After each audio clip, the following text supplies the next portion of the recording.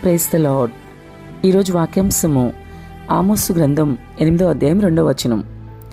నేనికను వారిని విచారణ చేయక మానను.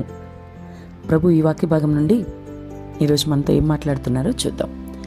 వారిని విచారణ చేయక మానను అని ప్రభు అంటున్నారు. అంటే ఏదైనా తప్పు జరిగినప్పుడు అంతే కదా విచారిస్తారు.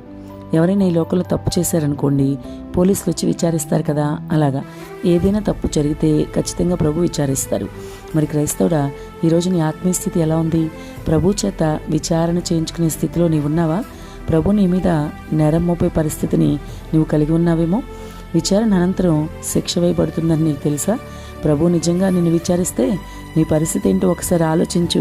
ఎందుకు ప్రభు చేత విచారణ చేయించుకోవడం, విచారణ చేస్తాను వాళ్ళని నేను అని ప్రభుతో అనిపించుకోవడం ఎందుకు? ఏ పాపము లేకుండా నీ జీవితాన్ని కొనసాగించాలి.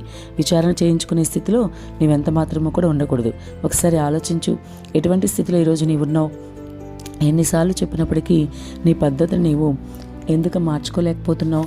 వాక్యం నిన్ను సమీపిస్తుంది, నిలదీస్తుంది. ఈరోజు ప్రభు నీతో మాట్లాడుతూ నిన్ను సూటిగా అడుగుతున్నారు ఆయన.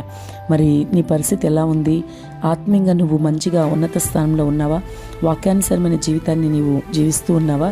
మరి నీవు నిజంగా రాబోయే శిక్ష ఏదైతే ఉందో, ప్రభు నిజంగా నిన్ను విచారణ చేసి అనంతరం నువ్వు నేరస్తుడివని రుజువైతే ఖచ్చితంగా నీకు శిక్ష విధిస్తారు కదా. మరి ఆ శిక్ష చాలా భయంకరంగా ఉంటుంది. ఆ శిక్ష నువ్వు భరించలేకపోతావు. కాబట్టి ఇప్పుడే నీ ఆత్మీయ జీవితాన్ని మార్చుకుని నిన్ను నువ్వు సరి చేసుకుంటే మంచిది. వాక్యం నీ వద్దకు వచ్చినప్పుడు నిన్ను సరి చేసుకోవాలి. దిద్దుబాటు నాకు అసహ్యము అని నీవెంత మాత్రం కూడా అనుకోవడానికి వీల్లేదు. అక్కడ ప్రభు ఆమోస్ గ్రంథం నుంచి చూస్తే మనం ఖచ్చితంగా ఆయన నేను వారిని విచారణ చేయక మానను అంటున్నాడు. కాబట్టి ఆయన విచారణ చేసే పరిస్థితి వస్తే మాత్రం ఖచ్చితంగా దానికి తగిన శిక్ష కూడా ఉంటుంది. విచారణ అనగా ఏదైనా తప్పు జరిగిందని సందేహం కలిగినప్పుడు చేస్తారు కదా విచారణ అనేది. ఏం జరిగింది అనేది అసలు తెలుసుకోవడానికి కూడా విచారణ చేస్తుంటారు.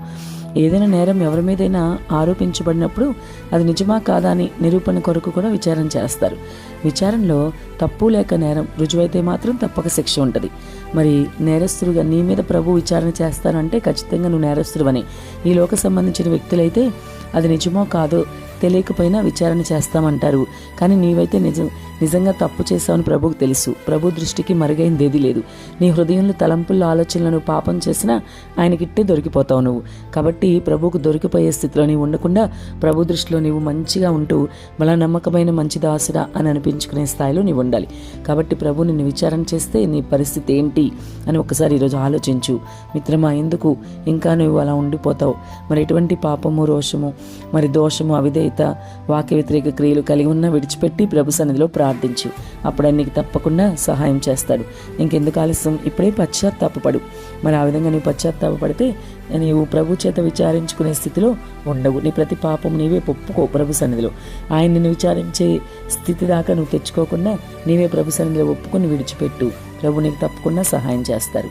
లేదంటే నువ్వు ఏదైతే విచారణ చేయించుకునే స్థితిలో ఉంటే నేరం రుజువు అవుతుంది, ఖచ్చితంగా శిక్ష పడుతుంది. ఆ శిక్ష నుంచి తప్పించుకోవాలంటే ఇప్పుడే ప్రభు సన్నిధిలో పశ్చాత్తాపపడు, ప్రతి పాపాన్ని విడిచిపెట్టు. ఆమేన్.